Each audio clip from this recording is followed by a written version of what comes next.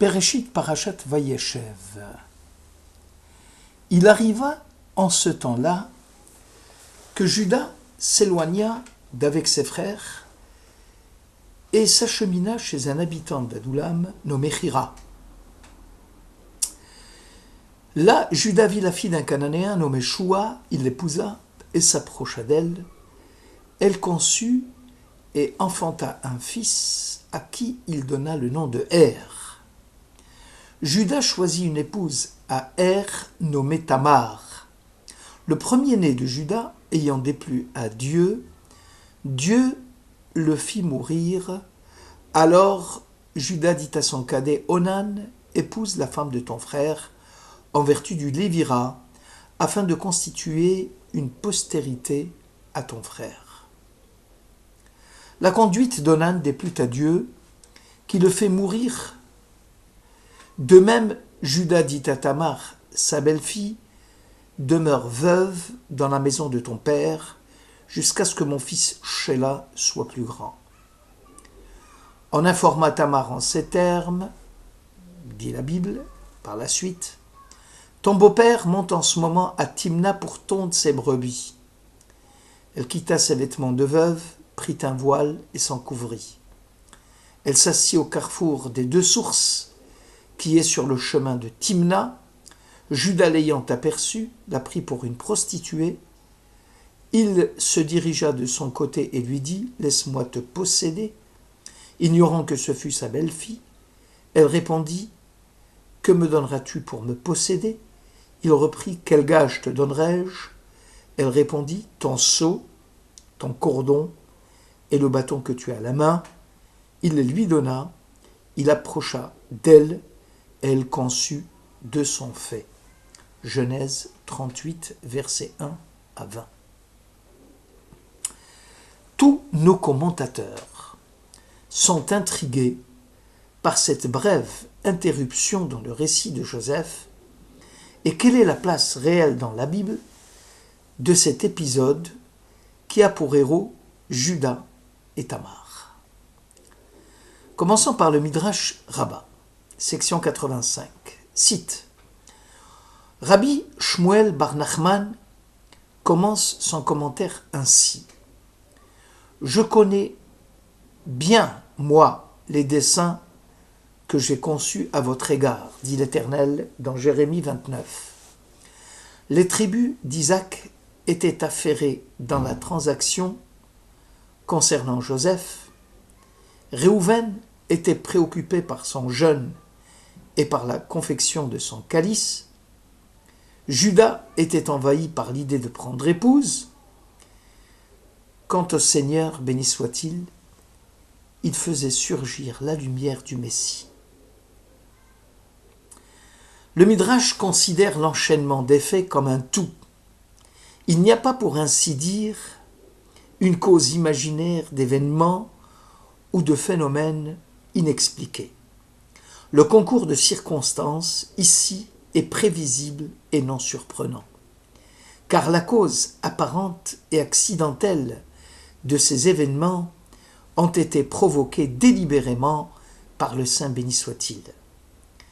Apparemment, le récit de Joseph montre que c'est un concours d'événements expliqués ainsi que l'épisode de Juda, même s'il y a ici et là des faits inattendus dont on ignore la cause. Très certainement, le principe de causalité selon lequel tout événement a une cause fonde l'idée du déterminisme et d'un point de vue métaphysique, ce problème de causalité rencontre celui de la liberté. Toutefois, même si le maître de l'univers connaît à l'avance la finalité de tout événement, la liberté individuelle agit en toute spontanéité quant au but poursuivi par chacun et à sa capacité de se déterminer par soi-même volontairement.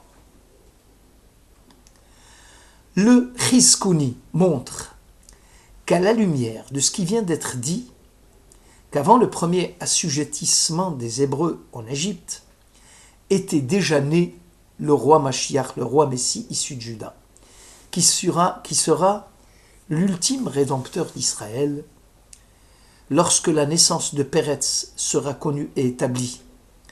Joseph pouvait donc être amené en Égypte, et avec lui, l'esclavage pouvait alors prendre forme. Sforno écrit à propos du verset « Velo yada ki kalato i » Judas ignorant que Tamar, qui s'était voilé la face, était sa bru. Dieu, président aux lois générales du monde, a décidé que le Messie de justice sera issu de Judas lui-même et non de son fils Shelah. Le problème posé ici est: quelle est la relation qui lie le Sauveur ultime aux premiers asservissements en Égypte? Sfat Emet affirme que le roi Messie apparaîtra à l'improviste et distraitement. Il en est de même pour la naissance du Rédempteur et de l'apparition de la libération à venir. Les deux phénomènes se produiront avec une espèce de voilement, c'est-à-dire une action totalement inattendue qui surprend par sa soudaineté. Avec ces signes annonciateurs connus seulement par les initiés et les présages surnaturels. Le messianisme et l'avènement du règne de Dieu vont amener la venue des deux Messies, Mashiach ben Yosef et Mashiach ben David. Le Messie fils de Joseph et celui fils de David. Le messianisme sera mentionné dans la Bible et repris dans le Talmud, dans les Midrashim et même dans la mystique juive. Toutes ces sources promettent que le règne de Dieu sera miraculeusement établi et entraînera la rédemption des Juifs. Il y aura des signes qui annonceront sa venue.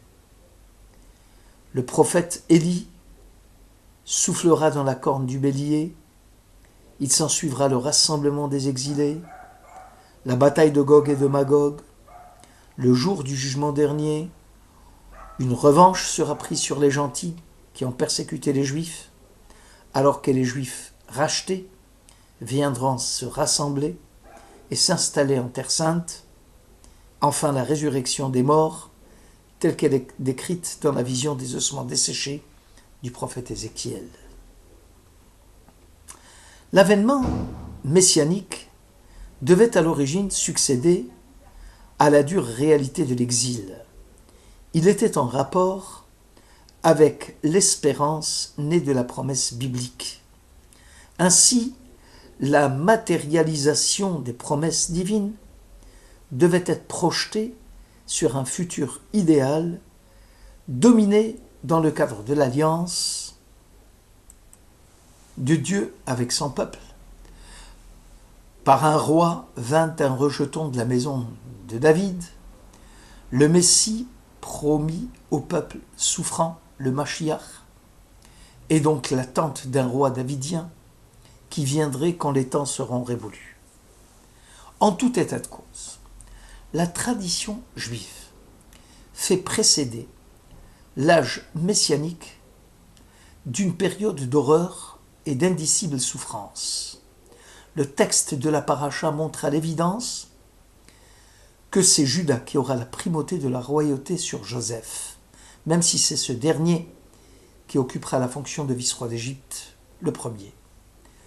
Les luttes fratricides pendant la période de la royauté en Israël entre Éphraïm, issu de Joseph, et qui réclamera la légitimité du pouvoir, et Judas, trouvent ici leur origine et leur point de départ.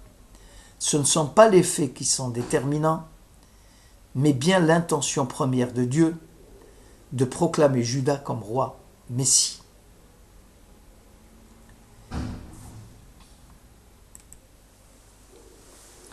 Sifte Cohen, autant en tant que disciple du grand maître de la Kabbale, le Harizal, explique que seule la naissance voilée et entourée de mystères du futur sauveur sera garante de la préservation de l'âme du Messie. et qui lui permettra d'accéder à sa perfection morale et spirituelle afin de hâter l'ère de la rédemption. Le mystère permet au Messie d'échapper à la clipa, au mauvais esprit, afin de mieux combattre les forces du mal. Le Maguide de Dubnov, lui, compare cela à un commerçant qui viendrait à dissimuler des étoffes de grande valeur au service des douanes en les froissant et en les saisissant comme de vieux chiffons pour payer moins de droits douaniers. Or Hachaim, sur la section Vaïchi concernant le verset Gur Aryeh Yehuda, Yehuda comparé à un lionceau, dans lequel Jacob disait en substance à son fils, « Tu es un jeune lion, Judas, quand tu reviens, ô mon fils, avec ta capture », faisant ainsi allusion aux âmes supérieures qui connaissaient une chute face aux forces du mal et que les hommes de grande sainteté, les tzadikim, s'évertuaient à ramener à leur source originelle en leur assurant une élévation spirituelle. Parmi ces âmes, on peut citer, dit le Or HaChaim Akadosh, celles de Abraham, de Sarah, de Ruth la Moabite, de Shemaya, d'Abtalion et d'autres. Judas, par son action, a permis de sauver une âme supérieure, allusion au Messie, engluée dans les forces du mal. Ce thème sera récurrent dans la Kabbale. L'hérésie de Shabbatai Tzvi du sabbatianisme au XVIIe siècle et la conversion du faux Messie à l'islam fait dire à ses adeptes que le Messie doit être temporairement immergé au cœur des infidèles dans les forces du mal, voire même de l'apostasie, afin de préserver l'étincelle de sainteté. L'échec de la mission des 4 docteurs de la Mishnah qui entrèrent dans le jardin de l'Éden relève de leur incompréhension de la théorie mystique chute et ascension. Yerida, Lema'an, Adia. Concernant Judas, il est mentionné Vayered Yehuda. Et puis, Judas descendit, puis, voici ton beau-frère monte. Fein echamich ole. Vayered ole. Le chemin de l'ascension passe nécessairement par celui de la descente. Yerida letzorech alia. En épousant Tamar, sa bru, acte incestueux, Judas fait éclore la lumière du Messie, voiler les forces du mal et les clipotes. Sans l'explication mystique du texte, l'épisode de Judas qui interrompt le récit de Joseph n'avait aucun sens. Nos sages, en s'inscrivant dans l'interprétation du texte, font remarquer que le gage de Judas, que Judas devra donner à Tamar jusqu'à son retour, a même valeur numérique que Messie. Im titen eravon ad sholchecha. Sholchecha 358, Mashiach 358. Le Chafetz Chaim fait remarquer que Yehuda, Judas, se dirigeant du côté de Tamar, Vayet Eleha, était forcé de le faire. Il s'agissait rien de moins que de l'éclosion de la royauté de David. Les forces du mal constituent un obstacle difficile à franchir. Il y a lieu souvent de se détourner du chemin pour emprunter un autre sentier moins périlleux. Sans cela, les projets divins risqueraient même d'être avortés. Le tzaddik de Père Michelin soutient que lorsque l'ami de Judas alla à la rencontre de Tamar, les habitants de l'endroit lui ont répondu qu'il n'y avait point de prostituées chez eux. Kedusha, l'Esprit Saint proclame haut et fort que Tamar n'est pas une femme de petite mœurs, bien au contraire. C'est elle qui fera jaillir les étincelles de sainteté enfouies sous les ténèbres. Le Maguide de Dubnov voit dans les déboires de Judas l'expression d'une sanction divine infligée au fils de Jacob, selon le principe de la loi du talion, Mida keneged Mida. Usons comme à l'accoutumée de célèbres métaphores, le Maguide raconte l'histoire d'un homme fortuné qui avait marié son fils, et qui en informa son ami par un faire-part froissé. Celui-ci lui envoya un cadeau dans un emballage fripé. Certes, Judas sauva la vie à Joseph. Toutefois, il fut à l'origine de la vente de Joseph aux Madianites et avait même menti à son père en affirmant qu'une bête féroce l'avait déchiqueté. Les hésitations de Judas et ses volte-face, en empruntant un chemin sinueux, seront retournées contre lui. La dynastie davidienne devra émerger des décombres de la maison de Saül. Après moult écueils dressés sur son chemin, c'est là le sens de la phrase « Petach Enaim » au carrefour. Les yeux qui se dessillent, enfin pour prendre conscience de la sanction qui est infligée ici à Judas. Mirtam le David du Gaon de Berditchov, s'appuyant sur l'étude de cette péricope, écrit que les sages de toutes les générations doivent interpréter correctement les événements qui se produisent de leur vivant. Tous les mouvements nationaux sont l'expression d'un attachement quelconque. Pour nous, l'émergence d'un sentiment national sioniste avec l'immigration en masse en direction d'Eretz Israël signifie que le temps de la rédemption s'approche et que le messianisme juif a pris forme et consistance. Si ce n'est pas par nos mérites, c'est certainement par la dureté des épreuves que nous subissons. Aussi, ki ra'ata ki gadel shela, vatassar bigde almenuta, tamar kita, les vêtements de veuvage, car elle voyait que Sheila, troisième fils de Judas, avait grandi.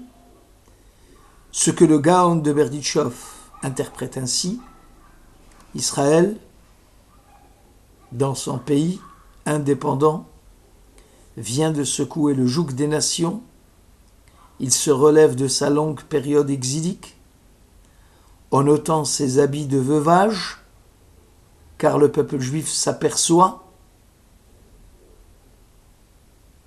que Shiloh, c'est l'un des noms donnés au Messie, et que le Messie s'apprêterait à venir. Shabbat Shalom.